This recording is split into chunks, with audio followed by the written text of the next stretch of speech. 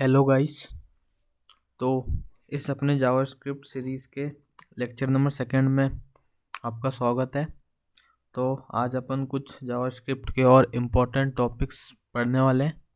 ठीक है, तो सबसे पहले ना अपन जो पिछले लेक्चर में पढ़ा था वेरिएबल्स के बारे में, तो जो उसमें अपन जो वेरिएबल्स के नेम जो अपन लिखते हैं उसके भी ना कुछ रूल्स होते हैं जो मैं बताना भूल गया था पिछले लेक्चर में, मेरे को याद है जहाँ तक। तो रूल्स पहले देख लो, अपन W3 स्कूल से निकाल दे सकते हैं। JS variable name rules. ठीक है, कुछ अपन ने रूल्स देख लेते हैं यहाँ कैसे बता रहा है, नहीं तो मैं बताता हूँ फिर। The var keyword was used let और कॉन्स्ट 2015 में ऐड हुआ था। ठीक है, मैं ही बता देता हूँ, मेरे को यहाँ रूल ही नहीं दिख रहा। ठीक है, पहला रूल है कि जो वेरिएबल का नाम है वो कभी नंबर से स्टार्ट नहीं होगा। ठीक है, जो वेरिएबल का नाम है वो कभी नंबर से स्टार्ट नहीं होगा। तो सबसे पहले एक हमने लेक्चर 2 बना लेते हैं। LECTURE lecture 2 open with code करेंगे।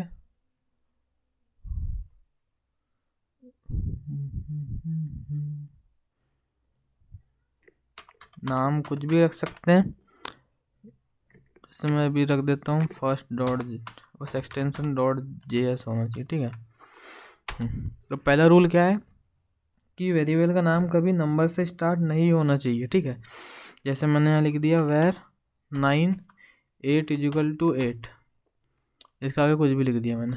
ठीक है, तो देखो एरर दे रहा है ये जो वेरिएबल का नाम है वो कभी, ये सब टाइप के लिए, ठीक है, रूल्स ये वेर लेट कॉन्स्ट सब के लिए। ठीक है, तो जो वेरिएबल का नाम है वो कभी नंबर से स्टार्ट नहीं होना चाहिए, पहला रूल ये है, ये एरर देगा इनवैलिड और अनएक्सपेक्टेड टोकन। ठीक है, और दूसरा रूल क्या है, जो वेरिएबल का नाम है वो नंबर से स्टार्ट नहीं होना चाहिए, पर वेरिएबल के नाम में नंबर हो सकता है, मतलब यहाँ पे तुम नंबर लिख सकते हो, तो ये अच्छा चल जाएगा, इससे कोई दिक्कत नहीं होगा। ठीक है, ये चल गया, कोई एरर नहीं आया। मैंने लॉग नहीं करा इसलिए कुछ दिख नहीं रहा है अभी।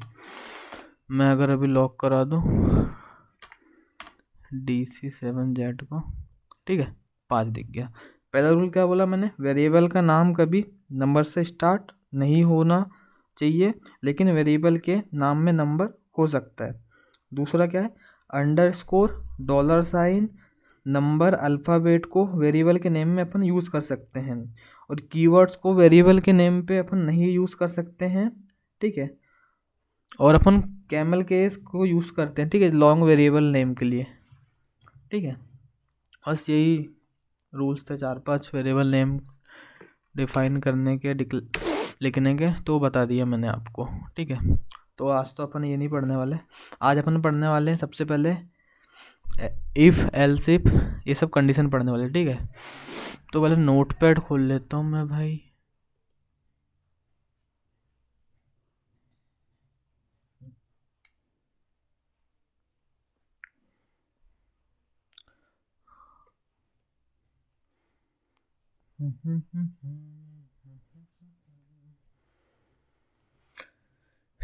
ठीक है, तो सबसे पहले अपन कौन सी स्टेटमेंट पढ़ेंगे, if.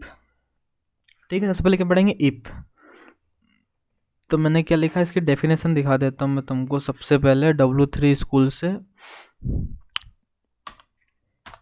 If JS JavaScript, W3 school को दे दो भाई, W3 स्कूल्स। ठीक है, use if to specify a block of code to be executed if a specified condition is true. ये डेफिनेशन टाइप समझ लो, लिख लो। The if statement, use if statement to specify a block of code, वही same लिखा है। ठीक है, ठीक है, ठीक है, अब अपन इधर समझते हैं नोटपैड में।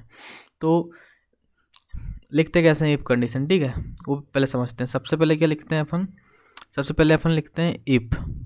सबसे पहले क्या लिखते हैं अपन, इफ।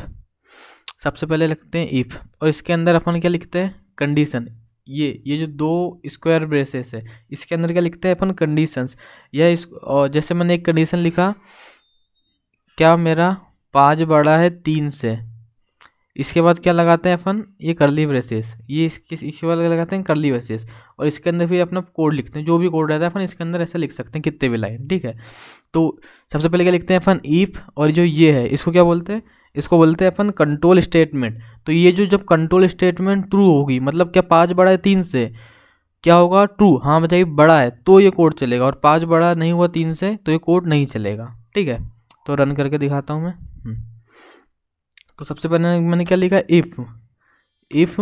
अब मैंने जैसे कुछ भी लिख सकता हूँ मैं, जैसे मैंने क्या लिख दिया, 4 इक्वल टू 4। इधर से पहले वाले एग्जांपल लिखते हैं, एक और बैक। क्या 5 बड़ा है 3 से, अगर 5 बड़ा हुआ 3 से तो तुम लॉक कर देना तुम, हाँ जी बड़ा है, हाँ जी बड़ा है, ठीक है। तो 5 बड़ा है 3 से, हाँ, तो यहाँ 5 बड़ा 3 की जगह क्या आ जाएगा, ट्रू आ जाएगा, तो फिर ये अपनी स्टेटमेंट चल जाएगी।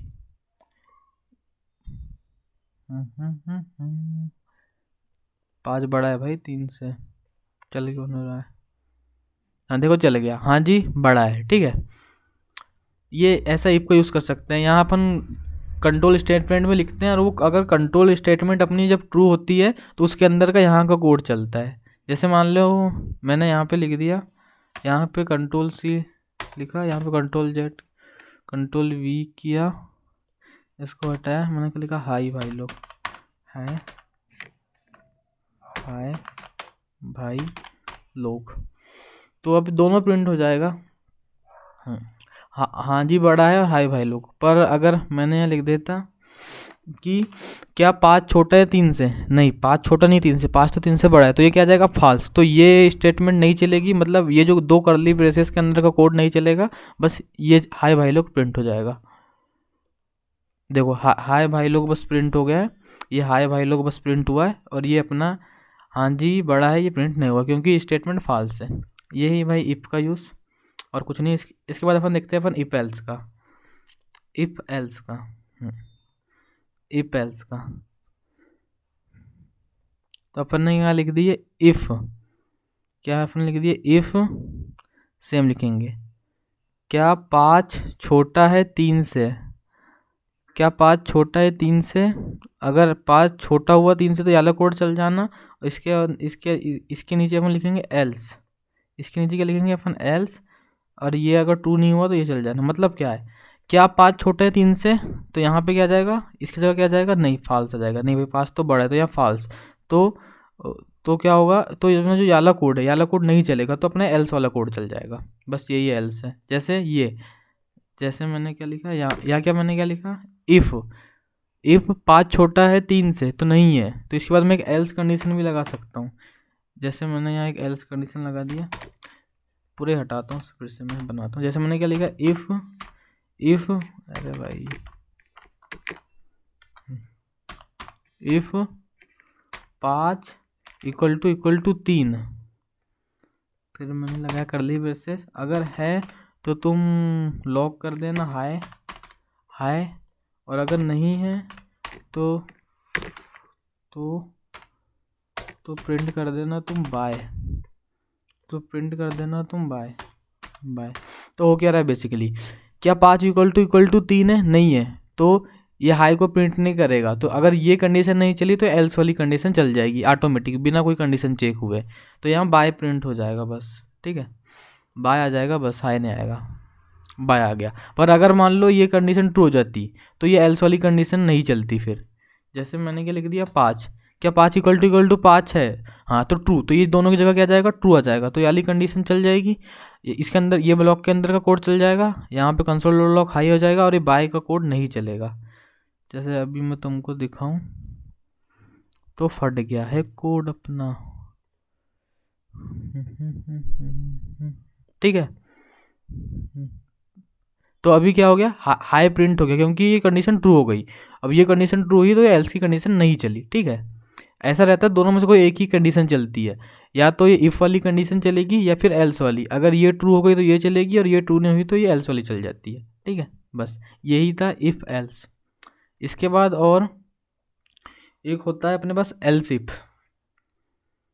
एल्स इफ देख लिए अपन ने, इफ एल्स भी देख लिए, एल्स इफ। अरे बहुत, ये लैंग्वेज छोड़ो, मेरी लैंग्वेज में समझो। ठीक है, तो एल्स इफ में क्या है, तो मैंने मान लो मैंने एक कंडीशन दिखा, इफ 5 बड़ा हुआ 10 से, यदि 5 बड़ा हुआ 10 से तो तुम लॉक कर देना 1। ठीक है, लॉक कर देना 1। एल्स इफ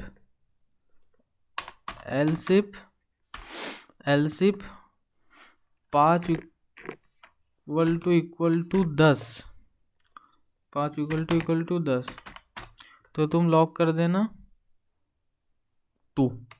तो यहाँ हो क्या रहा है बेसिकली, पहले ये वाली कंडीशन चेक करेगा, क्या 5 बड़ा है 10 से, नहीं ये 5 बड़ा 10 से नहीं है, तो ये प्रिंट नहीं होगा। फिर ये एलसीएफ में आएगा, क्या 5 इक्वल टू 10 है, तो नहीं है, ये भी फाल्स हो गया, तो कुछ नहीं चलेगा, कुछ भी प्रिंट नहीं होगा। मैं अगर चलाऊँ, देखो कुछ भी प्रिंट नहीं हुआ, पुराना वाला है। ठीक है, फिर से चलाता हूँ मैं, देखो कुछ भी प्रिंट नहीं हुआ। ठीक है, पर अगर मान लो यहाँ पे मैं लिख देता 5 इक्वल टू 5, तो यार प्रिंट हो जाता, तुम्हारे पास 2 आ जाता कंसोल में, 2। और एलसीफ का तुम कितने बार भी यूज कर सकते हो, 2-3 यहाँ पे 3 डाल दो, यहाँ पे 4 डाल दो। तो अब तुम सोच रहे होगे, एक मिनट फिर से चलाता हूँ मैं।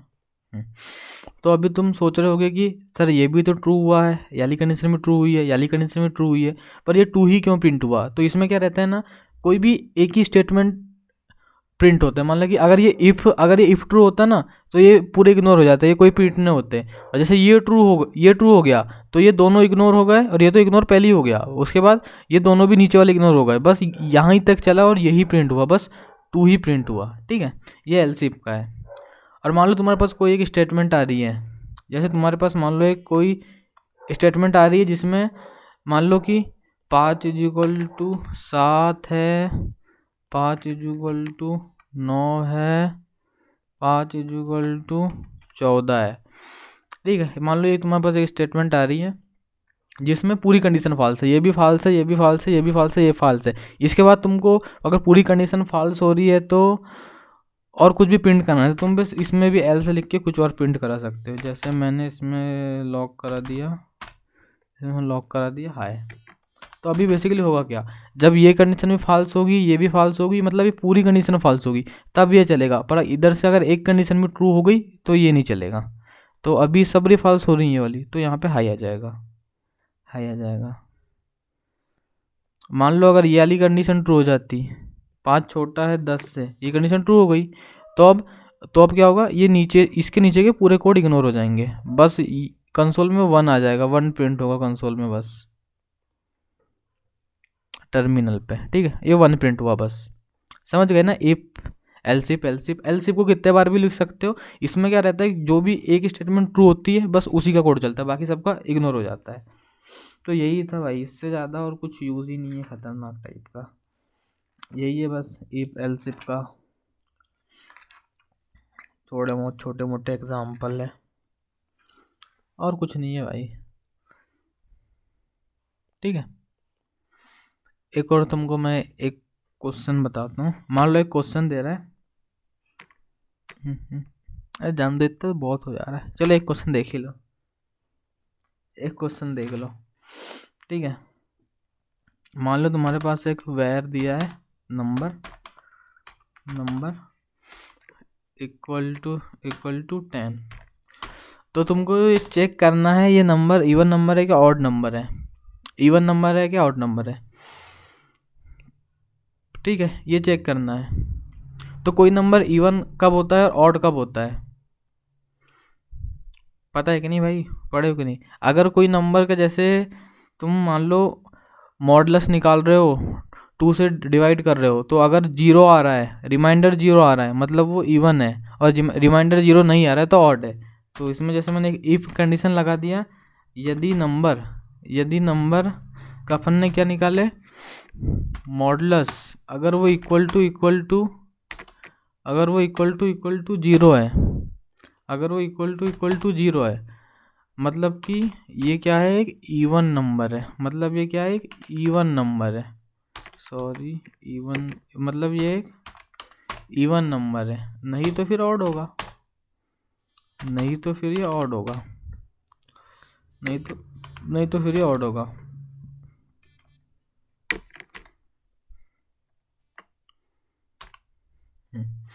तो अभी इवन प्रिंट हो जाएगा।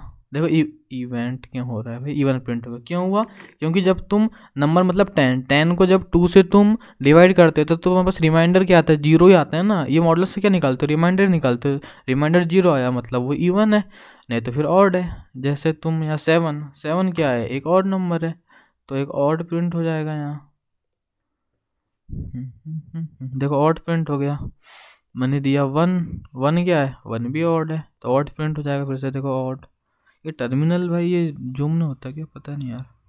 इसके बाद जैसे मैंने दे दिया अब 20, मेरे ख्याल से इवन है तो इवन ही प्रिंट होगा, देखो इवन ही प्रिंट हुआ, ठीक है।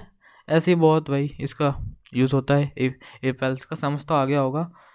और तुमको इधर अपने इसमें आना है W3 स्कूल्स में, इधर बहुत अच्छे अच्छे एग्जाम्पल दिए हैं, इनको ट्राई मारना है तुमको, ठीक है। इधर तुमको मिल जाएंगे, या सर्च मार लेना गूगल में, यहाँ पे जावा स्क्रिप्ट इफ एल्स एग्जाम्पल्स, उनको ट्राई मारते जाना, बहुत सारे, ठीक है। और ये कुछ खास नहीं है इसमें। अभी अपन आते हैं लूप इन जावा स्क्रिप्ट, ठीक है। इधर आओ, लूप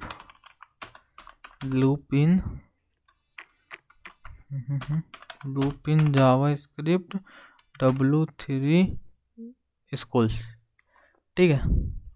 डेफिनेशन देख रहे हैं अपन, क्या लिखा है, loops are handy if you want to run same code over and over again each time with a different value, often is the case when working with arrays। अच्छा जी, ठीक है, मेरी भाषा में समझो, ठीक है। तो बेसिकली मैं समझा रहा हूँ, इजी वर्ड है, ठीक है। लूप करता क्या है, मतलब कि अगर मान लो तुम्हारे पास जो एक लाइन है उसको तुमको मल्टीपल टाइम प्रिंट कराना है, मल्टीपल टाइम तुमको या चलाना है या कुछ काम कराना है, तब तुम लूप का यूज़ करते हो, ठीक है। मतलब एक ही लाइन को कई बार चलाने के लिए अपन लूप का यूज़ करते हैं। और कितने टाइप होते हैं लूप्स के जावा स्क्रिप्ट में, 3 टाइप होते हैं। कितने टाइप होते हैं जावा स्क्रिप्ट में, लूप्स के 3 टाइप होते हैं। भाई चल जा सिम, क्या हो रहा है, क्या हो रहा है, क्या हो रहा है, गो इट, भाई क्या आ रहा है यार,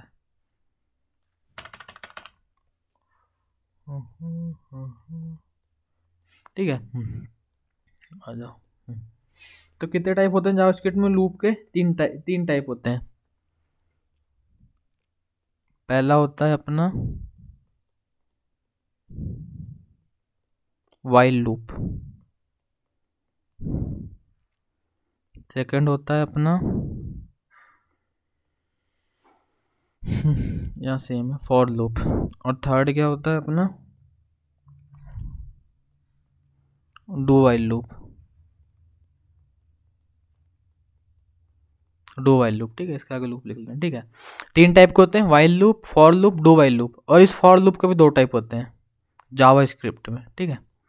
इसके 2 टाइप होते हैं। पहला होता है अपना फॉर इन लूप, और सेकंड होता है अपना फॉर, अरे भाई फॉर ऑफ, ये ऑफ है, ठीक है। जावास्क्रिप्ट में 3 टाइप के लूप होते हैं, will loop, for loop, do while loop.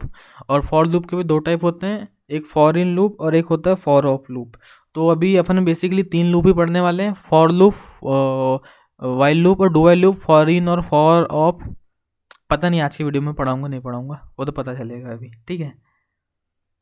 तो यही था बस भाई, लूप का डेफिनेशन देखे आपने, क्या होता है, एक ही लाइन को कई बार या एक ही काम को तुमको कई बार रिपीटेटिव कराना पड़ रहा है। जैसे तुमको मैंने बोला हाई को 100 बार प्रिंट करो, तुम 100 बार थोड़ी कंसोल डॉट लॉग लिखोगे भाई, एक लूप बनाओगे उसमें कुछ लॉजिक लिखोगे, वो तो 100 बार प्रिंट कर देगा, तुमको 100 बार लिखने की जरूरत नहीं है। ये ऐसी कुछ लूप का काम रहता है। 3 टाइप होते हैं, वाइल लूप, फॉर लूप और डू वाइल लूप, ठीक है। तो अपन अब सबसे पहले समझते हैं वाइल लूप। सबसे पहले क्या समझते हैं वाइल लूप।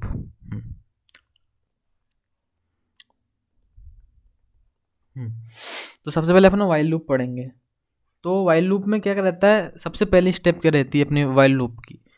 वाइल लूप समझो तुम्हारा 2-3 स्टेप में काम करता है। तो सबसे पहली स्टेप रहती है इसमें अपने को इनिशियलाइज करना पड़ता है वैल्यू को, ठीक है। INTIALIZE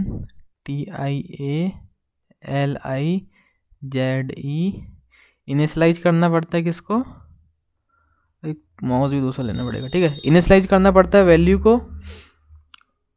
ये पहले क्या करना पड़ता है, इनिशियलाइज करना पड़ता है वैल्यू को। उसके बाद अपन लिखते हैं वाइल, उसके बाद अपन लिखते हैं वाइल, इसके बाद लगाते हैं स्क्वायर ब्रेसेस, इसके बाद लगाते हैं स्क्वायर ब्रेसेस, और इसके अंदर रहती है अपनी ब्रेक कंडीशन कि ये लूप कब तक चलेगा, कब ब्रेक होगा। यहाँ क्या रहती है अपनी ब्रेक कंडीशन, ये कंडीशन है, ठीक है, ये ब्रेक कंडीशन रहती है। और इसके बाद अपन एक कर्ली ब्रेसेस लगाते हैं। इन 2 कर्ली ब्रेसेस के अंदर पूरा कोड रहता है।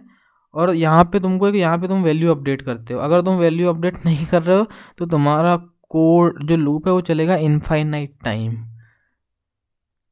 ठीक है। बेसिकली ये मेजर 3 स्टेप रहते हैं वाइल लूप बनाने के लिए। सबसे पहले अपन इनिशियलाइज करते हैं वैल्यू को, फिर वाइल लिखते हैं, इस पे बाद यहाँ पे अपनी ब्रेक कंडीशन रहती है, फिर यहाँ अपन अपडेट करते जाते हैं वैल्यू को। तो अपन यहाँ पे सबसे पहले अपने वाइल लूप बनाते हैं। इसमें अपना पहला टास्क क्या है, अपना टास्क है हाय भाई लोग को 7 बार प्रिंट करो, 7 बार प्रिंट करो। क्यों 7 बार, थाला फॉर अ रीजन, ठीक है। टास्क है अपना हाय भाई लोग को 7 बार अपने को प्रिंट करना है वाइल लूप की हेल्प से। तो सबसे पहले अपन क्या करते हैं, इनिशियलाइज करते हैं वैल्यू को। तो मैंने मान लो यहाँ पे एक वैल्यू लिया, एक वेरिएबल लेता हूँ, int value is equal to 1 लिया मैंने, ठीक है। एरर क्यों दे रहा है, अरे भाई C++ वाला हूँ ना, इंट लेने की आदत बन गई है, ठीक है। तो अपन ने एक वेरिएबल बनाया वैल्यू नाम से, जिसके अंदर अपन ने 1 को डाला,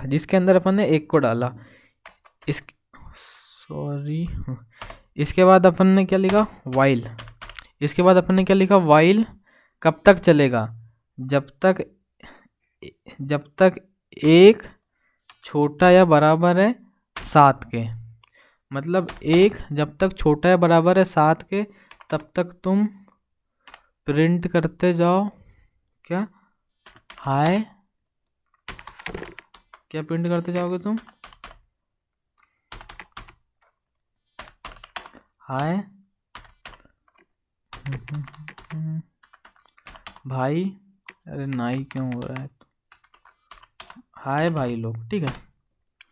अगर अभी तुम ये कोड को चलाना मत, ठीक है। अभी ये कोड को चला दो तो इनफाइनाइट टाइम चलेगा, ये कभी लूप ही एंड नहीं होगा। क्यों लूप एंड नहीं होगा, इनिशियलाइज की तुमने वैल्यू को 1 से, यहाँ पे आया वाइल लूप, जैसे मैं चला ही देता हूँ, ठीक है। लूप कभी ख़त्म ही नहीं होगा, चलते ही जाएगा, ठीक है। क्या कह रहा है, अनएक्सपेक्टेड एंड ऑफ इनपुट, हाँ वही कह रहा है। ये चल क्यों नहीं रहा है भाई, मेरे को चला ना, इनफाइनाइट टाइम चलाना है मेरे को, चला दो। अच्छा इधर मारो यार, जावा स्क्रिप्ट JS ऑनलाइन कंपाइलर,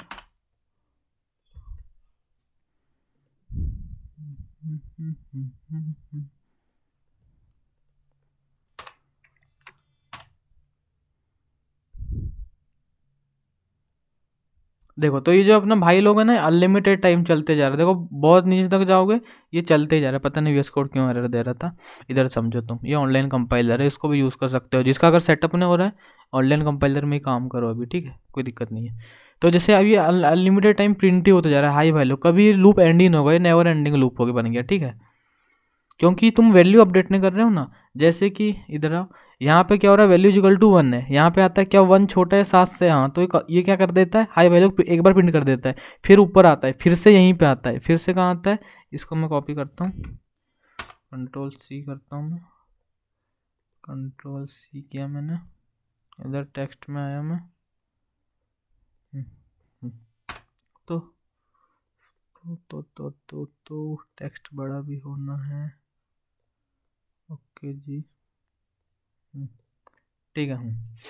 तो बेसिकली हो क्या रहा है, सबसे पहले एक वेरिएबल बनाया वैल्यू नाम का जिसके अंदर 1 डाले, तो यहाँ आता है, ये बोलता है क्या 1 7 से छोटा है, वो बोलता है ट्रू, तो ये आते ही ये वाली कंडीशन चलती है, कंसोल डॉट लॉग हाई भाई लोग, पहले यहाँ आता है, यहाँ से कंडीशन ट्रू होती है, फिर यहाँ आता है हाई भाई लोग कंडीशन चलती है, और उसके बाद फिर डायरेक्ट यहाँ पे आ जाता है, उसके अंदर उसके नीचे कुछ कोड नहीं है, तो यहाँ पे आ जाता है, फिर से बोलता है क्या 1 7 से छोटा है, हाँ तो वो फिर से यहाँ से एक बार फिर कंसोल मारता है, तो ऐसा ऐसा ऐसा ऐसा चलते ही रहता है, ख़त्म ही नहीं हो रहा है लूप, क्योंकि तुम वैल्यू ही अपडेट नहीं कर रहे हो, तो तुमको यहाँ पे वैल्यू अपडेट करनी पड़ेगी, तुमको यहाँ पे वैल्यू अपडेट करनी पड़ेगी, तो तुम ऐसा कर सकते हो, value is equal to value में 1 जोड़ दो, वैल्यू में +1 जोड़ दो, तो अब 7 बार हाई भाई लोग प्रिंट हो जाएगा, ठीक है, 7 बार हाई भाई लोग प्रिंट हो जाएगा। यहाँ पे ऐसा भी कर सकते हो, यहाँ पे कॉमा लगा के बेसिकली यहाँ वैल्यू अभी भी अनलिमिटेड टाइम चलेगा, अपन ने एक बहुत गंदी मिस्टेक की है भाई यहाँ पे 1 लिख दिए डायरेक्ट, अपने को यहाँ वैल्यू लिखना था, क्योंकि 1 थोड़ी का अपडेट होगा, ये वेरिएबल की अंदर की वैल्यू अपडेट होगी ना, ठीक है, समझ गए होगे मेरे हिसाब से। यहाँ पे क्या आएगा, ये 1 की जगह यहाँ पे वैल्यू आएगा, क्योंकि वैल्यू को अपडेट करना है ना, 1 कैसे अपडेट हो जाएगा, वो कोई वेरिएबल थोड़ी है, ठीक है। तो अभी देखो 7 बार अपना प्रिंट हो जाएगा, ठीक है, देखो 7 बार हाई भाई लोग प्रिंट हो गया, बेसिकली ये कॉमा लगा के तुम यहाँ पे कुछ वैल्यू को भी ऐसा प्रिंट करा सकते हो, ठीक है, कंसोल में, तो ये 7 बार देखो प्रिंट हो गया। तो बेसिकली काम कैसे कर रहा है मैं समझाता हूँ, अब इधर थोड़ी मिस्टेक हो गई अपने से, मैंने 1 लिख दिया डायरेक्ट यार, ठीक है, कंट्रोल वी,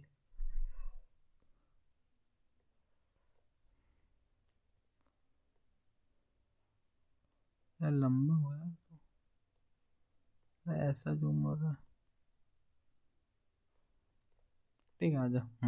तो बेसिकली हो क्या रहा है यहाँ पे, सबसे पहले एक वैल्यू नाम का वेरिएबल बनता है, उसके अंदर 1 आता है, तो यहाँ पे आ जाता है 1, तो ये बोलता है क्या 1 छोटा है 7 से बराबर है, तो ये बोलता है ट्रू, तो भाई नीचे आ जा, तो उसने एक बार कंसोल डॉट लॉग कर दिया, हाई भाई लोग उसने एक बार कंसोल डॉट लॉग किया, और वैल्यू के अंदर 1 था, तो पहले 1 प्रिंट कर दिया, उसके बाद ये वाली लाइन आती है, वो क्या कहता है भाई वैल्यू के अंदर वैल्यू +1 कर दो, मतलब वैल्यू की को 1 से बढ़ा दो, तो अब वैल्यू के अंदर कितना हो गया 2, तो अब यहाँ वैल्यू के अंदर 1 की जगह क्या हो गया 2 हो गया, तो अब यहाँ पे आता है, फिर से कहाँ पे आता है, यहाँ पे फिर से आता है, अब ये क्या बोलता है क्या 2 छोटा है बराबर है 7 से, तो ये बोलता है हाँ जी छोटा है बराबर है, तो फिर एक बार प्रिंट कर दो, तो ऐसे ही करते करते 7 बार प्रिंट हो जाता है, ठीक है, यही वाइल लूप था, इससे ज़्यादा कुछ नहीं है वाइल लूप में, ठीक है, यही वाइल लूप था। और तुम इसको इंक्रीमेंट का भी डायरेक्ट यहाँ पे यूज़ कर सकते हो, अगर ऐसा करना हो तो ऐसा भी यूज़ कर सकते हो, कोई एरर नहीं आएगा, बरोबर कोड चलेगा इससे भी, ठीक है, इससे भी एक से बढ़ा रहे हो ना, मैंने इंक्रीमेंट सिखाया ना आपको, ठीक है, ऐसा भी कर सकते हो वाइल लूप, ठीक है, तो यही वाइल लूप था। अब आते हैं अपन फॉर लूप पे, अपन किस में आते हैं फॉर लूप पे, तो फॉर लूप से भी अपने को सेम ही टास्क परफॉर्म करना है, हाई भाई लोग को 7 बार प्रिंट करना है, तो कैसे करेंगे अपन, तो फॉर, तो अरे पहले मैं ना इधर तुमको समझा देता, किधर, इधर नोटपैड में, ठीक है,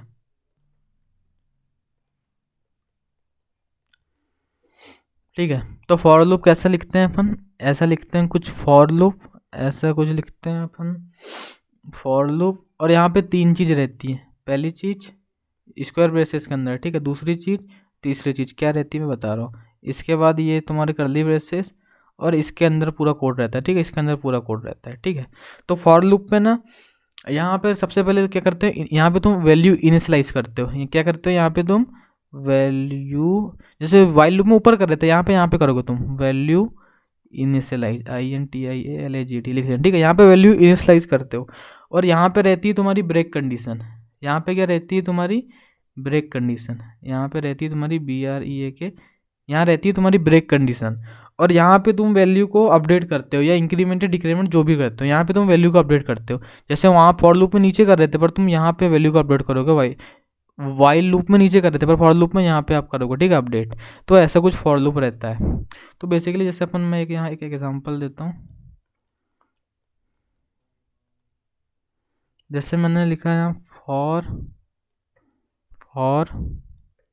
मैंने क्या लिखा, var i is equal to 1, कब तक चलना, जब तक आई छोटा या बराबर है 3 के। इसके बाद आई को प्लस प्लस कर देना, ठीक है। इसके बाद तुम लॉग कराते जाओ आई की वैल्यू को, कंसोल डॉट लॉग पूरा लिख लेना, तो मैंने बस लॉग लिखा, ठीक है। तो बेसिकली होगा क्या, यहाँ सबसे पहले यहाँ पे आएगा कोड, सबसे पहले यहाँ पे आएगा वेर, ठीक है। सबसे पहले क्या पे आया, यहाँ पे आया वेर के अंदर 1 है, तो इसने यहाँ इनिशियलाइज किया। सबसे पहले यहाँ पे आया, उसने कहा क्या 1 छोटा है 3 से, उसने बोला ट्रू, इंक्रीमेंट नहीं होगा। पहले यहाँ पे आया 1 आया उसकी जगह, उसने बोला क्या 1 छोटा है 3 से, तो उसने बोला ट्रू, तो अब सीधे यहाँ पे लॉक कर देगा, एक बार कंसोल में लॉक कर देगा 1, आई की जगह 1। अब यहाँ पे आया, अब जाएगा यहाँ पे वो, अब यहाँ पे जाएगा यहाँ पे, अब वो 1 से बढ़ा देगा, अब यहाँ, अब मतलब 1 से बढ़ा देगा मतलब 2 हो गया, तो अब यहाँ पे आई की वैल्यू 2 हो गई। अब यहाँ पे 2 आया, क्या 2 छोटा है बराबर है 3 से, तो उसने बोला ट्रू, तो अब कंसोल में लॉक करा देगा 2, और 2 कराने के बाद फिर यहाँ पे आएगा और फिर 1 से इंक्रीमेंट कर देगा, तो आई की वैल्यू कितनी हो जाएगी 3। तो अब बोलेगा क्या 3 छोटा है बराबर है 3 के, तो बोलेगा हाँ, तो फिर 3 कर देगा, और इसके बाद फिर से यहाँ पे आएगा, फिर 3 को 1 से बढ़ाएगा, किससे 4 हो जाएगा, 3 + 1 मतलब 4 हो जाएगा। तो अब 4, तो आई के अंदर 4 आ गया, क्या 4 छोटा है बराबर 3 से, उसने बोला फॉल्स, तो अब ये लूप नहीं चलेगा। कुछ ऐसा काम करता है फॉर लूप। इसका एक एग्जांपल यहाँ देख लो, for int i is equal to 1, जब तक आई छोटा या बराबर है 3 के, तुम करते जाओ आई को प्लस प्लस प्लस प्लस, और सी आउट करा दो तुम, सी आउट कर दो तुम आई को, ठीक है। अरे भाई क्या यार, मैं C++ में क्यों जा रहा हूँ, ठीक है।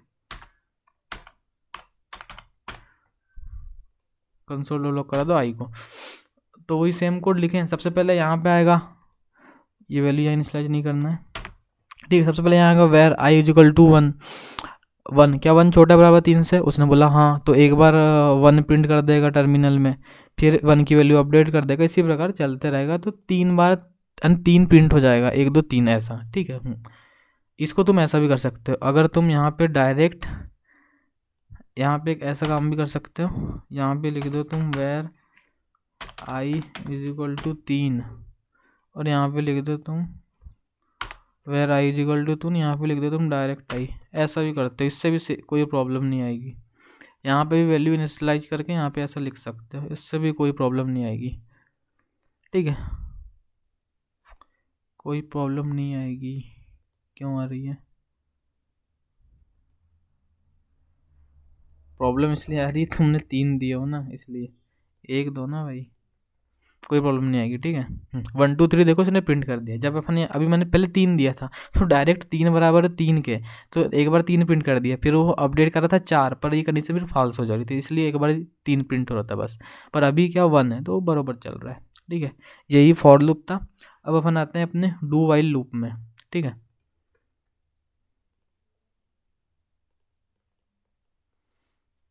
तो अपना जो डू वाइल लूप है ना, उसके कुछ 3 रूल रहते हैं। पहले क्या रहता है, इनिशियलाइज करो वैल्यू को, TINTIALIZE, इनिशियलाइज करो वैल्यू को पहला।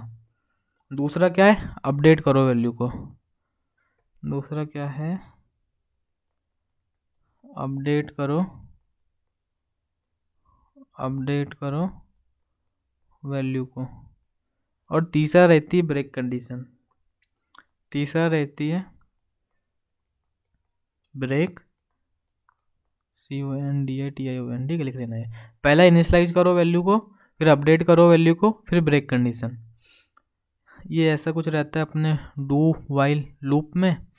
इसका सिंटेक्स कुछ ऐसा है, पहले अपन ने यहाँ लिख दिए where i is equal to 1, where i is equal to 1, फिर अपन ने लिख दिए डू, फिर अपन ने लिख दिए डू, इसके बाद अपन ने कर दिए सी आउट, सॉरी लॉग, इसके बाद अपन ने कर दिए लॉग, किसको लॉग कर दिए, हेलो जी, ये हेलो जी लिख लेना यहाँ पे, ठीक है, हेलो जी लिखो, स्ट्रिंग में समझ जाना, डबल कोट्स के अंदर हेलो, जैसे डबल कोट्स के अंदर हेलो जी लिखाऊँ। इसके बाद मैं कर दूंगा आई की वैल्यू को अपडेट, इसके बाद मैं लिखूंगा वाइल, और इस वाइल के अंदर मैं लिखूंगा ब्रेक कंडीशन, ये मैंने लिखा वाइल, और इस वाइल के 2 स्क्वायर ब्रेसेस के अंदर ब्रेक कंडीशन लिख दूंगा, जब तक आई छोटा या बराबर है 4 के, ठीक है। तो कुछ ऐसा रहता है। तो इसमें क्या रहता है ना, जो पहली बार जब जो डू चलता है पहली बार, वो बिना कंडीशन चेक हुए चलता है, मतलब आई इजिकल टू 1 वो पहली बार पे हेलो प्रिंट कर देगा, पर फिर वैल्यू अपडेट करेगा 2, नहीं हाँ, फिर वैल्यू अपडेट करेगा 2, उसके बाद फिर ऐसा चलते जाएगा। मैं इधर ही एग्जांपल देता तुमको,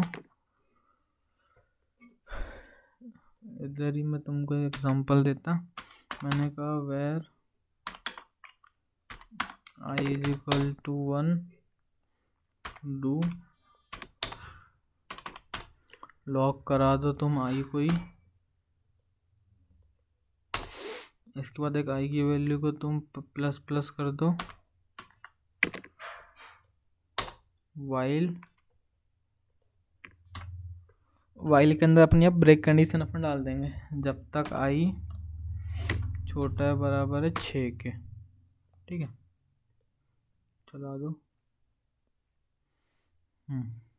तो 6 तक चले गया।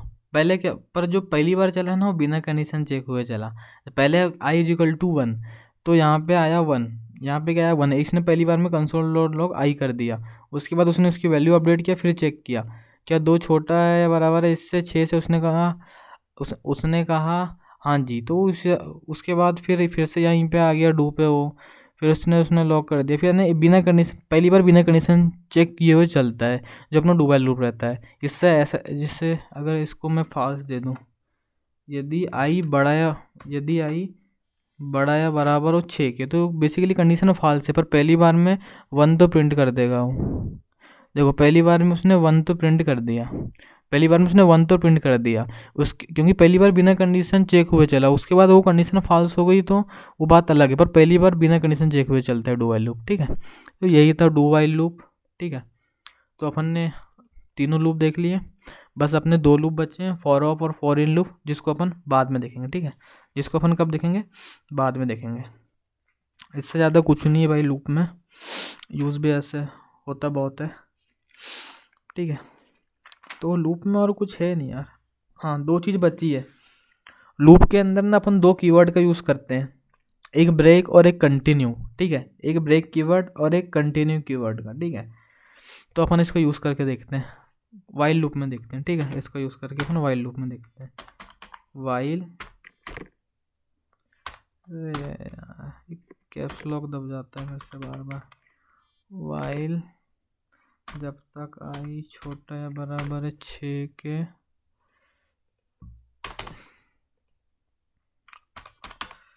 where I is equal to 1,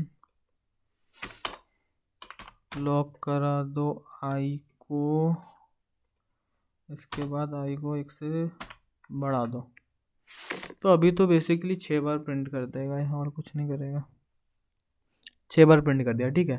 पर अगर मैंने मान लो यहाँ पे एक कंडीशन डाला कि मैंने बोला कोड तो मेरा सेम रहेगा, पर मेरे को 4 बार प्रिंट कराना है, तो मैंने क्या डाला, यदि आई इक्वल टू हुआ 4, आई इक्वल टू हुआ 4, तो तुम ब्रेक कर देना, मतलब जैसे ही आई की वैल्यू 4 आएगी ना यहाँ पे, तो लूप से बाहर आ जाएगा, वो ऐसा समझो, मतलब लूप खत्म हो जाता है, जहाँ ब्रेक लिखते हो वहाँ लूप खत्म हो जाता है, तो 4 बार लिखे तो 4 तक करेगा प्रिंट, उसके बाद लूप ही खत्म हो गया। देखो अगर मैं यहाँ डायरेक्ट ब्रेक लिखता है ना, डायरेक्ट, तो वो एक बार प्रिंट करता, आई को 1 प्रिंट करता और फिर डायरेक्ट लूप ही खत्म हो जाता, लूप से बाहर आ जाता, ठीक है, कंट्रोल लूप से बाहर आ जाता है समझो। देखो एक बार प्रिंट किया उसके बाद ब्रेक लिखा तो वो कंट्रोल लूप से बाहर आ गया, पर अगर मैं कंटिन्यूस लिख दूँ यहाँ पे CON कंटिन्यू लिख दो तो दिक्कत है, ये लूप चलेगा इनफाइनाइट टाइम। क्यों चलेगा? जो कंटिन्यू रहता है ना, जो कंटिन्यू रहता है वो लूप से बाहर कंट्रोल नहीं फेंकता। वो कहाँ फेंकता है? वो फेंकता है ये तुम्हारे कंट्रोल स्टेटमेंट है, यहाँ पे फेंकता है, फिर से यहाँ पे फेंक देता है वो। तो जैसे एक बार i=1, एक बार 1 प्रिंट हुआ, उसके बाद कंटिन्यू मतलब ये यहाँ पे फेंक देगा। कहाँ पे? यहाँ पे फेंक देगा। तो फिर से i=1 ही है, तो फिर 1 बार बार प्रिंट करते जाएगा, क्योंकि तुम वैल्यू ही अपडेट नहीं कर रहे हो। ठीक है, तो कंटिन्यू कहाँ फेंक देता है अपने को? कहाँ फेंक देता है कंटिन्यू अपने को? यहाँ पे फेंक देता है। वो लूप से बाहर नहीं फेंकता, वो कंडीशन जहाँ चेक होती है वहाँ फेंक देता है। तो देखो ये मेरा कुछ ना दिक्कत है इस पर यार। Ctrl+C, इसमें आ जाओ, तो यहाँ पे चलो। अरे Ctrl+V, तो देखो एक बार बार इन्फिनिट टाइम प्रिंट करते जा रहा है, ये बार बार एक ही प्रिंट ही करते जा रहा है। कंटिन्यू मतलब क्या है कि जैसे यहाँ पे i=, एक बार 1 प्रिंट किया, उसके बाद उसने यहाँ पे फेंक दिया, तो i की वैल्यू अपडेट ही नहीं हो रही, तो बार बार वही चलते जा रहा है, रिपीट होते जा रहा है। बस ऐसा ही है भाई, ये कंटिन्यू था, समझ गए होगे तुम तो। कंटिन्यू ब्रेक मतलब कि लूप से पूरा बाहर फेंक देता है, और कंटिन्यू मतलब जहाँ कंडीशन चेक होती है वहाँ फेंक देता है, कंटिन्यू कीवर्ड यूज़ करने से। ठीक है, तो लूप में बस यही था, उसके अलावा कुछ नहीं था भाई। तो अपन अब आते हैं फंक्शन पे, अपन अब आते हैं फंक्शन में, अपन आते हैं अब फंक्शन पे। फंक्शन क्या होते हैं जावास्क्रिप्ट में? Function in JavaScript, W3 school.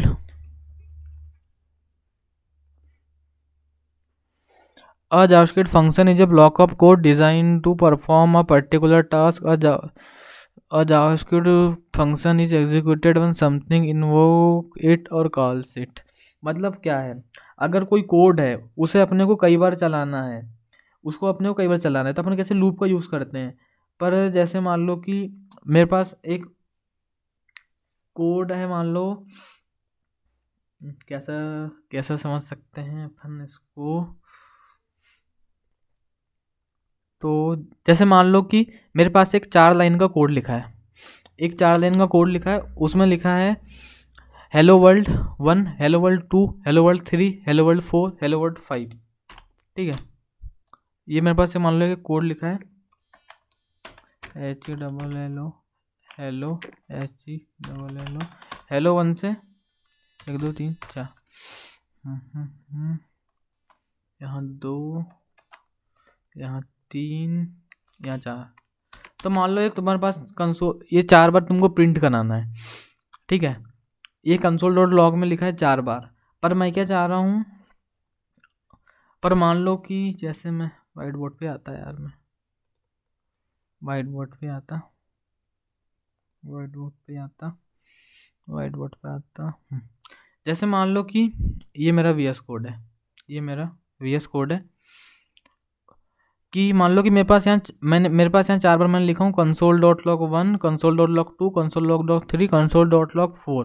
इसके बाद मैंने यहाँ बहुत सारा कोड लिखा। इसके बाद मेरे को फिर से ही यही 4 लाइन लिखना है, तो क्या मैं फिर से वहाँ बार बार console.log ऐसे लिखूंगा 4 बार? नहीं, मैं क्या करूँगा, मैं एक फंक्शन बना दूंगा जिसके अंदर console.log 4 बार लिख दूंगा। उसके बाद जब मेरे को जहाँ प्रिंट कराना रहेगा बार बार console.log1, console.log2, 3, 4, मैं बार बार बस वो फंक्शन को कॉल करते जाऊँगा, तो मेरे को वो प्रिंट करते जाएगा बस। ठीक है, ऐसी है, इसका मतलब यही है a JavaScript function is a block of code design to perform a particular task, जब उसे अपन कॉल करते हैं। ठीक है,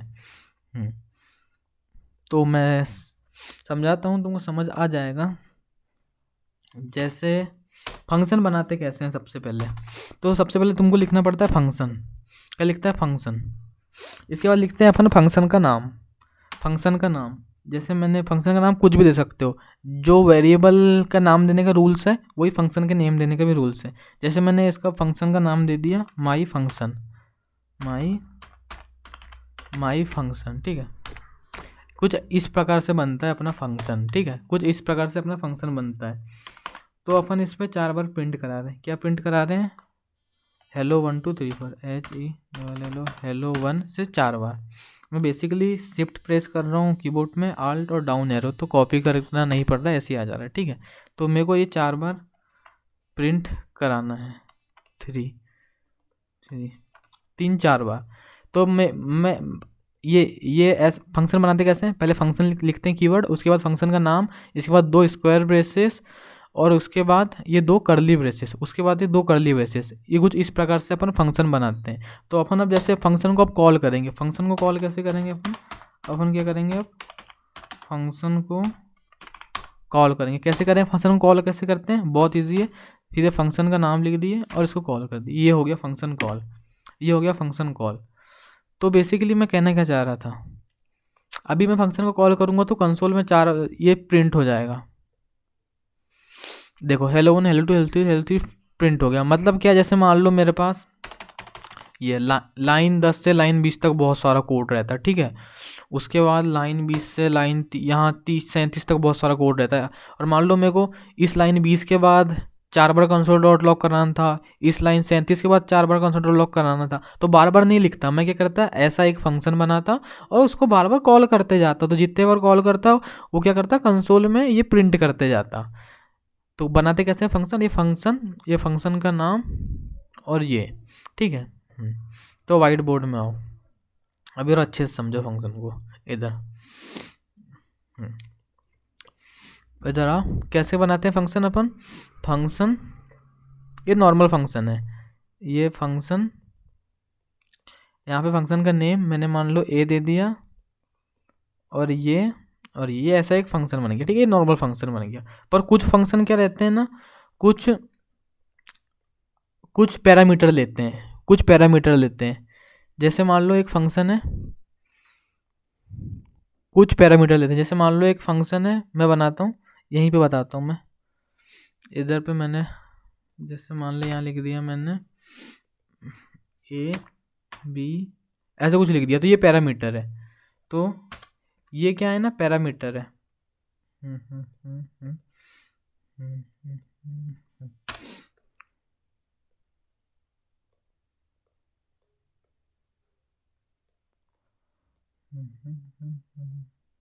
ठीक है, तो ये क्या है? पैरामीटर। इनको क्या बोलते हैं? पैरामीटर। इसके अंदर कुछ भी डाल सकते हो, ए बी, तुम्हारी मर्जी, जो आ रहा है तुम्हारे मन में सब डाल देना, ठीक है। इसको कहते हैं पैरामीटर। ऐसे कुछ फंक्शन पैरामीटर भी लेते हैं, और कुछ फंक्शन को अपन जब कॉल करते हैं तो अपन आर्गुमेंट भी पास करते हैं। जैसे मैंने ये फंक्शन कॉल किया, जैसे मैं यहाँ कुछ ए बी कुछ दे रहा हूँ फंक्शन को, तो ये आर्गुमेंट भी ऐसे अपन पास करते हैं। तो अभी तो तुमको समझ नहीं आ रहा होगा सर क्या पैरामीटर क्या आर्गुमेंट, मैं बता रहा हूँ। जैसे मान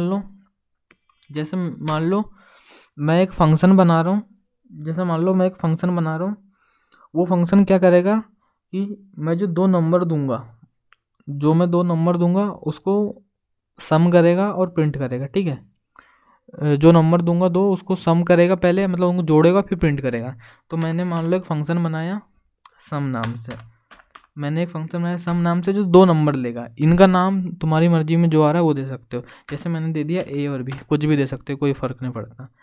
तो ये एक फंक्शन बना दिया मैंने, जो बेसिकली क्या करेगा, एक वेरिएबल के अंदर क्या कर देगा, एक वेरिएबल बना देते हैं आंसर नाम का अपन, उसके अंदर इस ए और बी को प्लस करेगा और फिर लॉक करा देगा। किसको लॉक करा देगा? इस आंसर को लॉक करा देगा।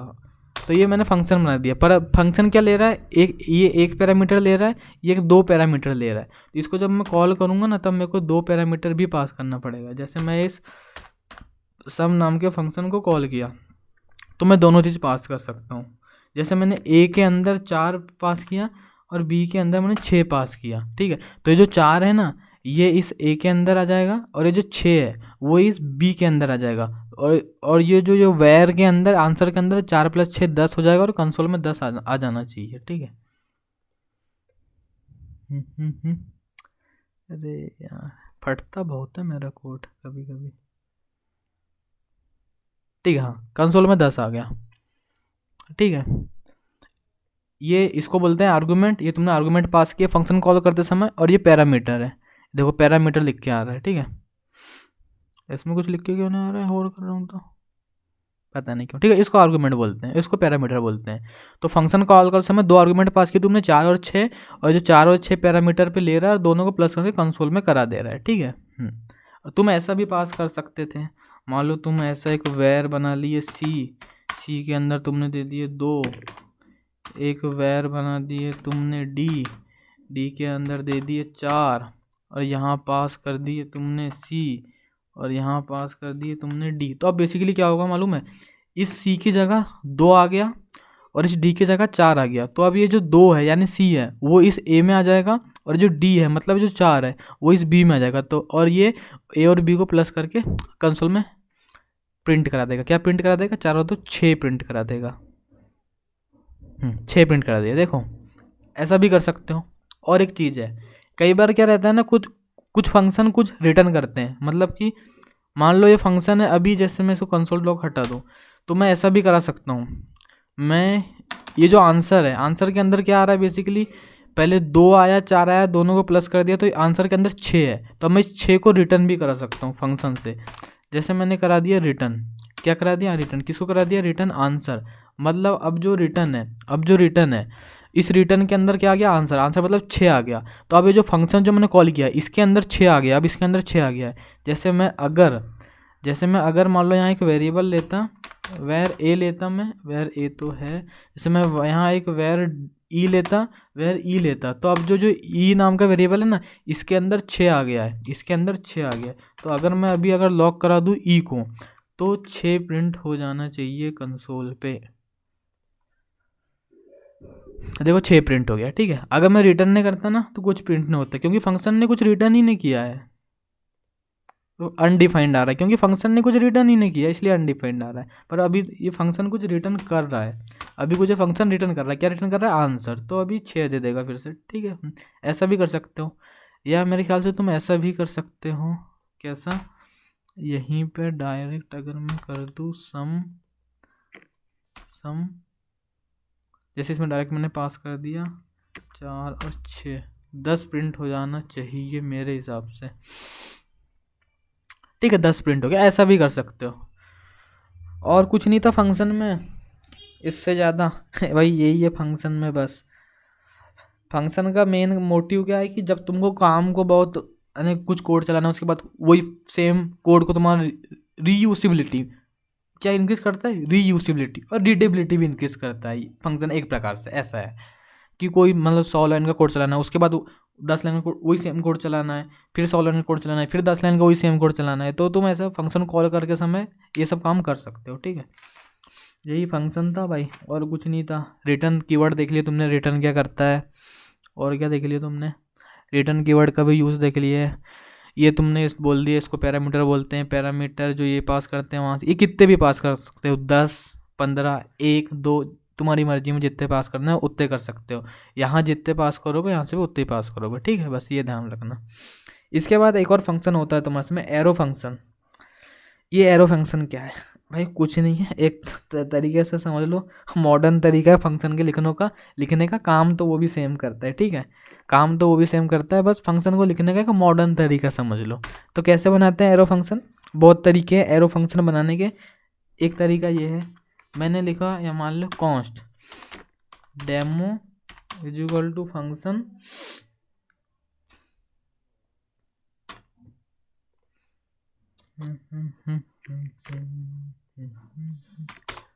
मैं अगर लॉक करा दूं यहाँ पे, इसमें भी वो सब पैरामीटर पास करना रहा, रिटर्न करना रहा, वो सब कर सकते हो, ठीक है। ऐसा कुछ नहीं है, बस ये तरीका बदल गया फंक्शन को लिखने का।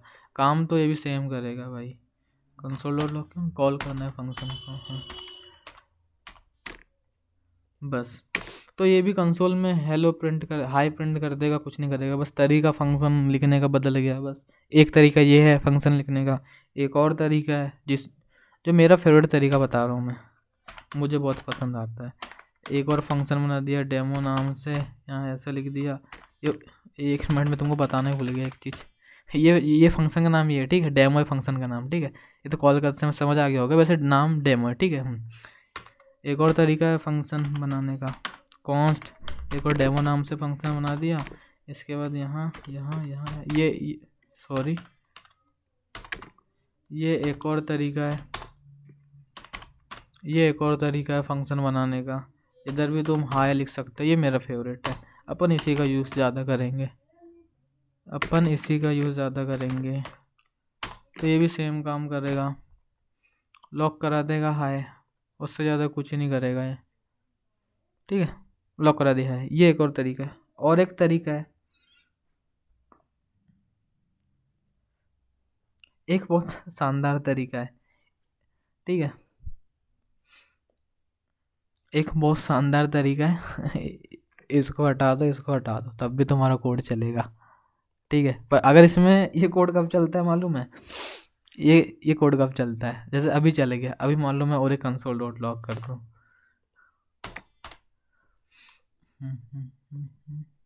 चल गया, बस मैं रिटर्न नहीं कर पाते हैं शायद, मेरे ख्याल से है रिटर्न 0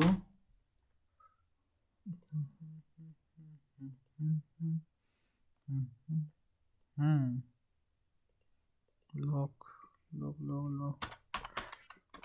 CON कोई भी वेरिएबल के अंदर ले रहा हूँ, ऐसे कुछ रूल नहीं है इसी के अंदर, तो ये नहीं करेगा काम मेरे ख्याल से। अभी इसको कंसोल में पहले हाई प्रिंट कराना चाहिए, उसके बाद 0 प्रिंट कराना चाहिए, पर तो मेरे ख्याल से नहीं करेगा ये काम, क्योंकि अगर वो कर्ली ब्रेसेस में लगाते हैं ना अपन, तो रिटर्न स्टेटमेंट का यूज़ नहीं कर पाते हैं, ठीक है। वो एक ही बार हाई प्रिंट कर रहा है, उसके बाद वो प्रिंट नहीं कर रहा है, ठीक है। अगर मान लो एक ही लाइन लिखना है तुमको फंक्शन में, तो तुम कर्ली ब्रेसेस ना लगाओ, नहीं तो कर्ली ब्रेसेस लगाओ। सबसे सही तरीका मैंने क्या कौन सा बताया, ऐसा करो और ऐसा करो, बस, ठीक है। इसमें सब रिटर्न भी यूज़ कर सकते हो, यहाँ पे तुम पैरामीटर भी ले सकते हो, यहाँ से तुम आर्गुमेंट भी पास कर सकते हो, और यहाँ पे जो भी तुम्हारे काम है पूरे काम करा सकते हो। जैसे मैंने यहाँ क्या करा दिया, जैसे मैंने यहाँ इसमें हाई करा दिया, इसके बाद मैंने रिटर्न में ट्रू फॉल्स भी रिटर्न कर सकते हो तुम, तुम्हारी मर्जी। जैसे मैंने ट्रू रिटर्न कर दिया, Ctrl+Z, ट्रू रिटर्न कर दिया, तो कंसोल में क्या प्रिंट होगा, पहले हाई प्रिंट होगा फिर ट्रू प्रिंट होगा, पहले हाई प्रिंट होगा फिर ट्रू प्रिंट होगा, पहले हाई प्रिंट हुआ ट्रू प्रिंट नहीं हुआ, क्यों नहीं हुआ, देखो ट्रू प्रिंट हो गया, ठीक है। पहले हाई प्रिंट हुआ फिर ट्रू प्रिंट हुआ। तो यही था भाई फंक्शन में, ये नए कुछ नए तरीके, अच्छे तरीके हैं, थोड़ा खतरनाक दिखने वाले तरीके हैं, बाकी इस कुछ कोई मतलब नहीं। तुमको जौन सा तरीका पसंद आ रहा है वाले तरीके से फंक्शन बनाओ तुम, ऐसा कुछ नहीं है, काम फंक्शन का एक ही रहता है भाई, ठीक है। बस यही था भाई, इसको एरो फंक्शन बोलते हैं, ठीक है, यही था एरो फंक्शन, और कुछ नहीं है, ठीक है। तो अपन ना जावास्क्रिप्ट में ऑब्जेक्ट के बारे में पढ़ने वाले हैं कि ऑब्जेक्ट क्या होता है। मैंने क्लोज क्यों किया पता नहीं, मेरे को भी क्यों किया, ठीक है। चलो आ जाते हैं जावास्क्रिप्ट में, ऑब्जेक्ट देखते हैं अपन अब।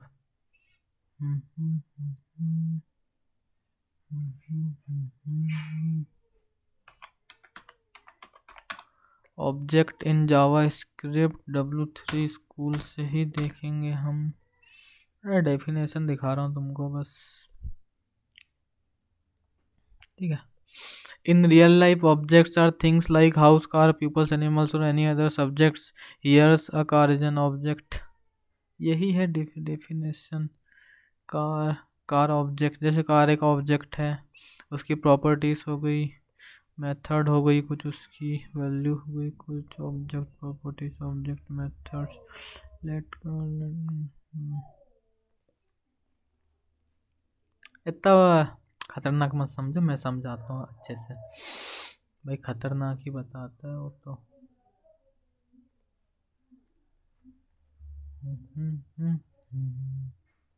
अपना लेक्चर 2 कहाँ गया भाई, 2 फाइल बना लिए अपन ने, इसमें क्या बना है, टेम्पो कोड रन फाइल।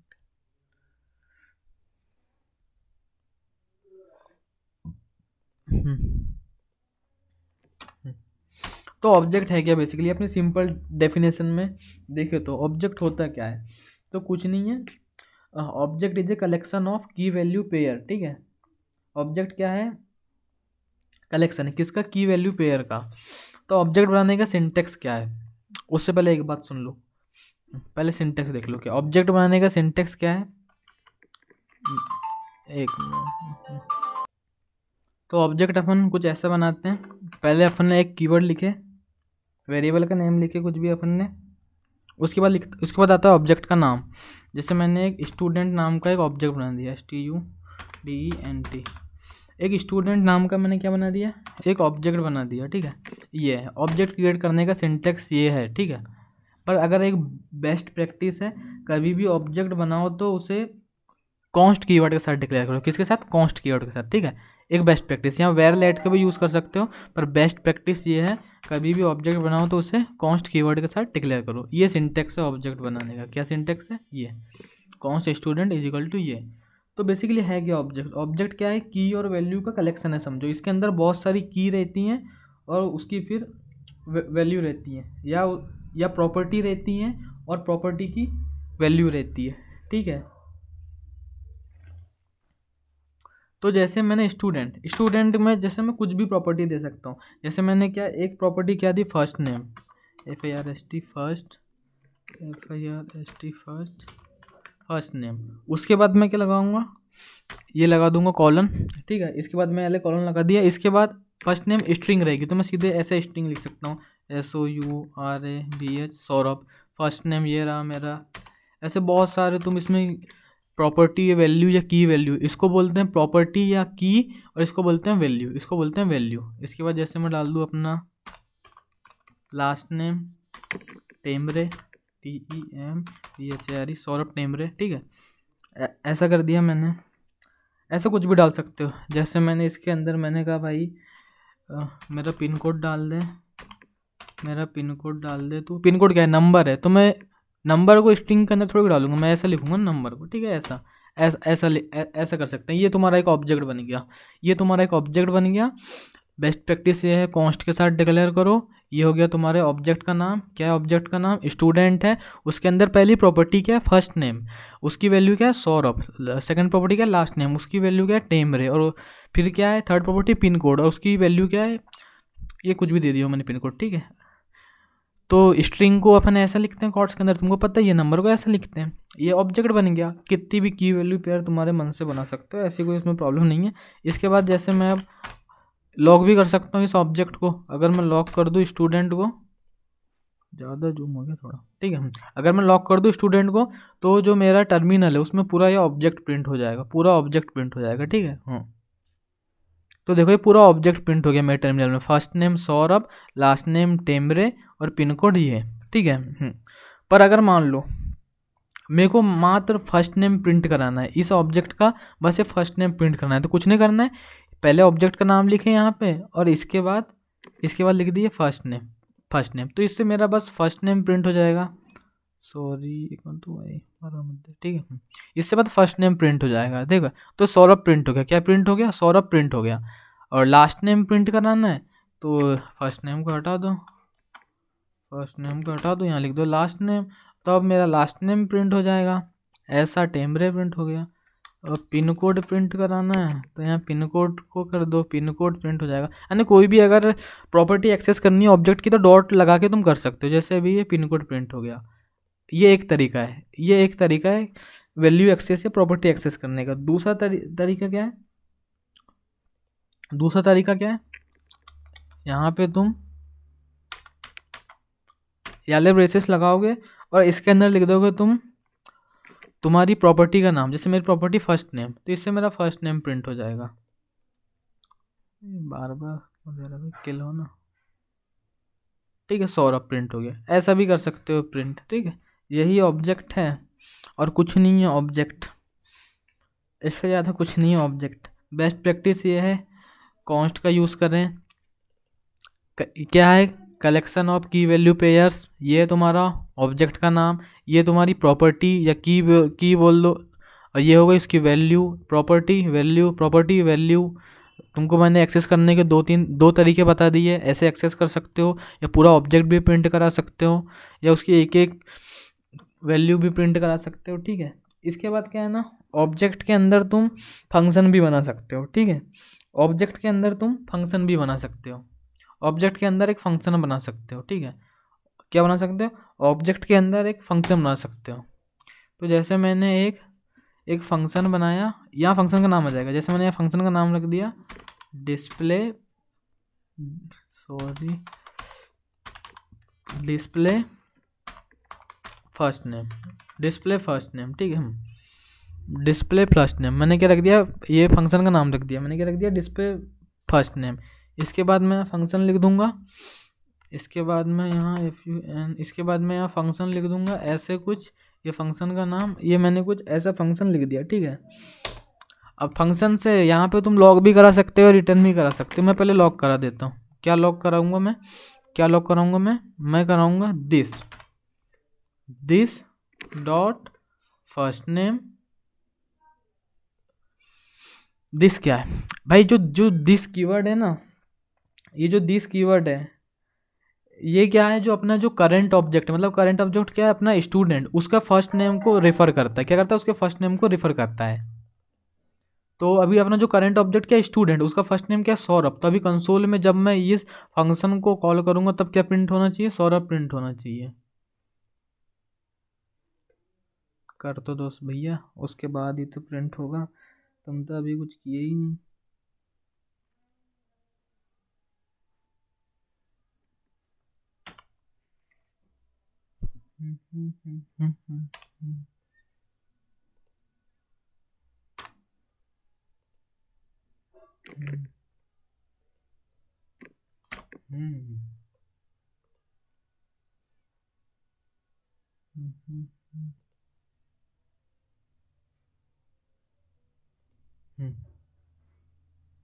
तो अनडिफाइंड क्यों आ रहा है वो बता रहा हूँ मैं तुमको।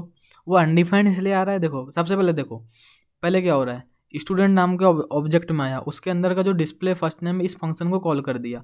इस फंक्शन को कॉल किया तो उसने सबसे पहले ये फर्स्ट नेम सौरभ प्रिंट कर दिया। फिर ये अनडिफाइंड क्यों आ रहा है, अनडिफाइंड क्या हो रहा है, अनडिफाइंड में तुम एक बार इसको भी तो इसको भी तो प्रिंट करा रहे हो, पर ये कुछ रिटर्न ही नहीं कर रहा। ये फंक्शन तुम्हारा कुछ रिटर्न थोड़ी कर रहा है, इसलिए अनडिफाइंड आ रहा है। अगर मैं यहाँ रिटर्न के अंदर डाल दूँ, अगर मैं यहाँ रिटर्न के अंदर डाल दूँ, तुम्हारा जो करेंट ऑब्जेक्ट है, दिस क्या करता है, अपने करेंट ऑब्जेक्ट का लास्ट नेम को रिफर करेगा। तो अभी क्या आएगा, अभी सौरभ के बाद टेम्परे भी लिख के आएगा, ठीक है। सौरभ टेम्परे, समझे ना, समझ गए होगे, बहुत ईजी है, ठीक है। क्यों आ रहा था वो अनडिफाइंड, क्योंकि तुम इसको भी लॉक करा रहे थे ना, इसलिए आ रहा था। अगर तुमको रिटर्न नहीं करना है, अगर तुमको रिटर्न नहीं करना है और तुमको अनडिफाइंड भी नहीं चाहिए, तो तुम एक काम करो, एक वेर बना दो तुम ए नाम का, एक तुम क्या कर दो, वेर बना दो ए नाम का, जिसके अंदर तुम क्या कर दो, ये जो फंक्शन, ये जो स्टूडेंट है उसके अंदर जो डिस्प्ले फर्स्ट नेम के फंक्शन को कॉल कर दो। तो बेसिकली इसके अंदर तुम्हारा फर्स्ट नेम आ गया होगा, और अभी तुम लॉक करा दो ए को, तो अभी बस सौरभ आ जाएगा। एक मिनट,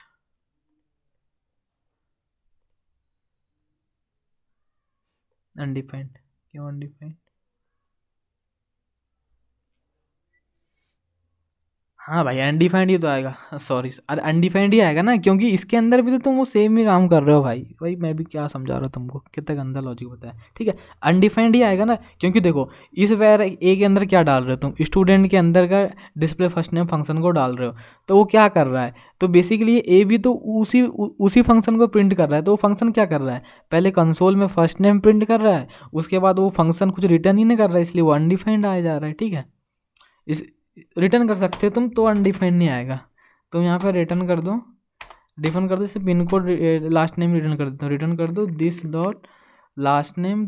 तो बेसिकली कुछ नहीं होगा, पहले ये कंसोल में फर्स्ट नेम प्रिंट कर देगा, उसके बाद रिटर्न द लास्ट नेम, तो सौरभ टेम्परे प्रिंट कर देगा। वही है, मैंने बस घुमा के कुछ नहीं किया, एक वेरिएबल एक्स्ट्रा बनाया है, बस काम तो सेम ही कर रहा है जो पहले समझाया था, ठीक है। सौरभ टेम्परे वही काम कर रहा है। तो दिस का मतलब समझ गए होगे तुम, जो अपना जो करंट ऑब्जेक्ट का के फर्स्ट नेम को रेफर करता है ये, और रिटर्न तो पता ही है तुमको फंक्शन में। ऐसा कुछ फंक्शन भी बना सकते हो किसके अंदर, ऑब्जेक्ट के अंदर, ठीक है।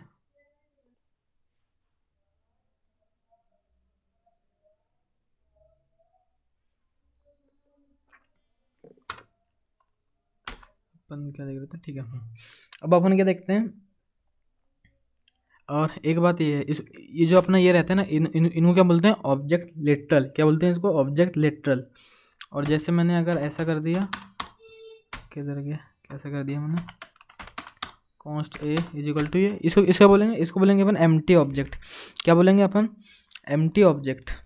इसके बाद क्या देखेंगे अपन? Types in JavaScript. इसके बाद क्या देखेंगे अपन? इसके बाद अपन देखेंगे types, TYPES, types in JavaScript. ठीक है, टाइप्स इन जावास्क्रिप्ट। तो पहला होता है अपना प्रिमिटिव या वैल्यू टाइप्स। पहले क्या होता है अपना? प्रिमिटिव, या इसी को क्या बोलते हैं अपन? वैल्यू टाइप्स, या इसी को बोलते हैं अपन वैल्यू टाइप्स। और अपना दूसरा होता है रेफरेंस टाइप्स या ऑब्जेक्ट्स, या दूसरा होता है अपना रेफरेंस टाइप या ऑब्जेक्ट्स। दूसरा होता है अपना, इसको लिख लेंगे रेफरेंस टाइप्स, रेफरेंस टाइप्स, या इसको या ऑब्जेक्ट्स या ऑब्जेक्ट। ठीक है, टाइप्स इन जावास्क्रिप्ट पहला होता है प्रिमिटिव, या और में लिख सकते हैं वैल्यू टाइप्स, और दूसरा होता है रेफरेंस टाइप्स या ऑब्जेक्ट्स।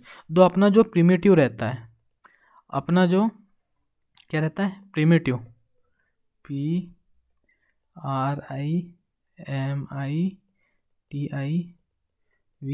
प्रिमिटिव। प्रिमिटिव के अंदर क्या क्या आते हैं?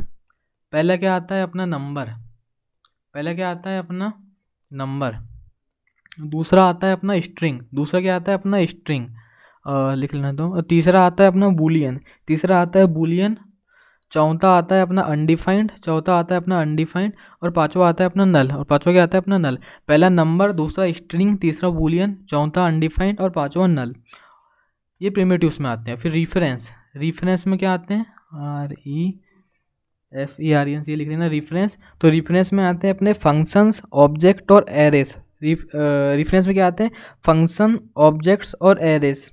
तो अपना जो प्रिमिटिव रहता है ना, अपना जो प्रिमिटिव रहता है ना, और जो अपना रेफरेंस, उसमें अंतर ये है कि जो प्रिमिटिव रहता है उसमें क्या कॉपी बनती है, और जो अपना रेफरेंस रहता है उसमें क्या होता है? रेफरेंस जो अपना उसमें क्या रहता है? उसमें एड्रेस पास होता है वेरिएबल का। जैसे कि मैं इधर एक तुमको एग्जांपल दूं, जैसे मैंने मान लो यहाँ मैंने एक लेट कीवर्ड बनाया, let A is equal to मैंने कर दिया 10, let A is equal to 10, और let B is equal to A, let B is equal to A. इसके बाद मैंने कर दिया ए प्लस प्लस। इसके बाद मैंने करा दिया लॉग, करा दिया ए को। क्या होना चाहिए लॉग में? प्रिंट। तो लॉग पे 10 ही प्रिंट होगा, 11 प्रिंट हुआ भैया। क्या बोल रहे हो तुम? 11 ही प्रिंट होगा, 11 ही प्रिंट होगा। ठीक है, इसमें क्या प्रिंट होगा? बी में क्या प्रिंट होगा? ए की वैल्यू तो 11 है, बी में क्या प्रिंट होगा? बी में होगा 10 प्रिंट। ठीक है, बी में 10 प्रिंट। क्यों हुआ ये? देखो, तो सबसे पहले तुमने एक वेरिएबल बनाया लेट ए नाम का, उसके अंदर डाला 10। फिर एक तुमने एक वेरिएबल बनाया बी नाम का, उसके अंदर डाला ए, तो बी के अंदर क्या हो गया? 10 आ गया। फिर तुमने ए की वैल्यू इंक्रीज कर दी, तो ये इस ए के अंदर क्या आ गया? 11 हो गया। पर इस बी के अंदर 11 क्यों नहीं हुआ? ये इसलिए नहीं हुआ क्योंकि बी ने क्या बनाया? कॉपी बनाया है। बी ने क्या बनाया? कॉपी बनाया। इसलिए ये उसमें उसका वो, यानी कि बी ने उसकी कॉपी बनाया, ना कि उसमें उसका एड्रेस या रेफरेंस पास हुआ। इसने इसकी कॉपी बनाया, इसलिए इस वजह से ए में 10 प्रिंट, ए में 11 प्रिंट हुआ और बी में अपना 10 प्रिंट हुआ। ठीक है, और इसके बाद रेफरेंस, रेफरेंस का क्या एग्जांपल है? ठीक है, रेफरेंस में क्या है? पहले तो रेफरेंस के टाइप्स 3 होते हैं, फंक्शंस, ऑब्जेक्ट और एरेस। तो रेफरेंस में मान लो मैं एक ऑब्जेक्ट बनाया, मैंने एक मान लो एक ऑब्जेक्ट बनाया, लेट नाम से मत बनाओ, कॉन्स्ट नाम से बनाओ, एक CONST कॉन्स्ट ए नाम से मैंने एक ऑब्जेक्ट बनाया जिसके अंदर एक प्रॉपर्टी है वैल्यू, और उसके अंदर मैंने 10 डाल दिया, उसके अंदर मैंने 10 डाल दिया। और मैंने एक बी बनाया, मैंने एक वेर बी बनाया, इसके अंदर ए डाल दिया। मैंने क्या किया? इस ऑब्जेक्ट को इस बी के अंदर डाल दिया। फिर मैंने क्या कहा? भाई जो ए है, मैंने क्या कहा? जो ए है उसके अंदर की जो वैल्यू है, उसके अंदर की जो वैल्यू है उसको प्लस प्लस कर दे, मतलब 1 से बढ़ा दे, मतलब 10 की जगह 11 हो गया। तो अब जो है ना, अब मैं अगर लॉक कर रहा हूँ ए को, और अब मैं अगर लॉक कर रहा हूँ बी को, तो दोनों में 11 ही प्रिंट होगा। इसलिए प्रिंट होगा क्योंकि भाई इसने कॉपी क्रिएट नहीं की, इसने रेफरेंस या एड्रेस पास किया, ठीक है। इसने कोई कॉपी क्रिएट नहीं की, इसने रेफरेंस या एड्रेस पास किया, ठीक है। दोनों में देखो वैल्यू 11 ही प्रिंट हो रहा है, ठीक है।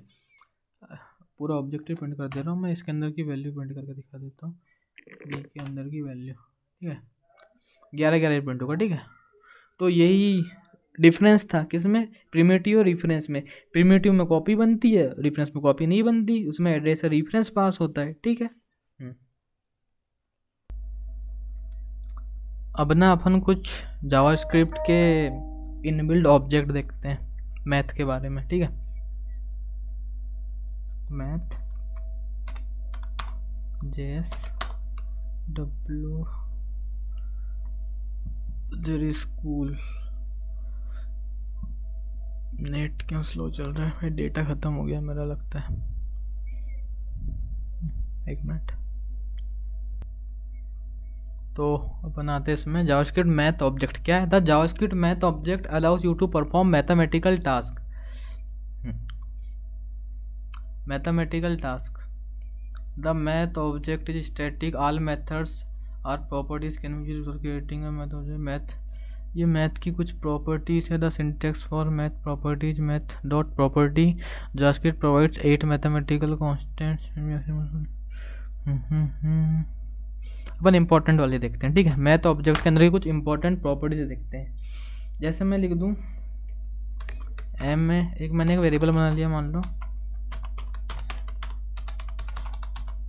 कॉन्स्ट ए, इसके अंदर मैंने दे दिया मान लो मैथ डॉट रैंडम।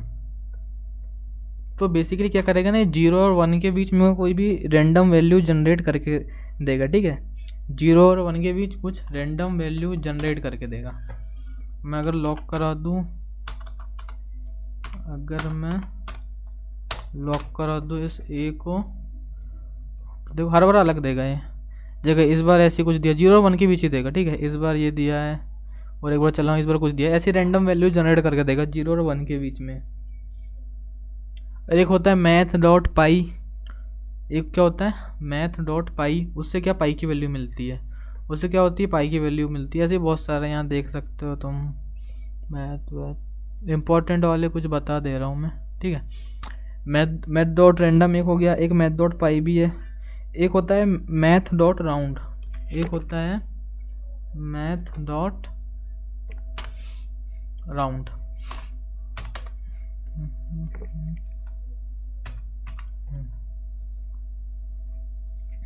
तो बेसिकली ये इसका राउंड फिगर निकाल देगा और कुछ नहीं करेगा ये, ठीक है। 2 प्रिंट कर दिया, अगर मैं यहाँ पे 4 देता तो 1 प्रिंट कर देता, 5 के ऊपर रहता है तो कर देता है। इतना तो पढ़े बेसिक नॉलेज, ठीक है। राउंड फिगर निकाल देता है। एक होता है मैक्स मतलब कि 1 5 77, इसमें सबसे बड़ा कौन सा है, तो 77 प्रिंट कर दिया। देखो मेन, एक क्या होता है मेन, सबसे छोटा क्या इनमें से, देखो 1 प्रिंट कर दिया। एक होता है फ्लोर, तो बेसिकली ना जैसे मैंने दे दिया 1.55, तो उसको 1 दे दिया उसने, ठीक है। फ्लोर मतलब कि वो पॉइंट हटा देता है, ठीक है। Math dot floor, math the floor returns the value of x rounded down to its nearest integer, ठीक है। यही फ्लोर है। और ये साइन वाइन ये सब तो भाई देख लेना तुम, कुछ इनका यूज़ उतना कुछ खास तो है नहीं। जो IMP थे वो बता दिया मैंने, मिन मैक्स बता दिया, रैंडम भी IMP था बता दिया। इतने जो IMP थे मैंने बता दिए, ठीक है।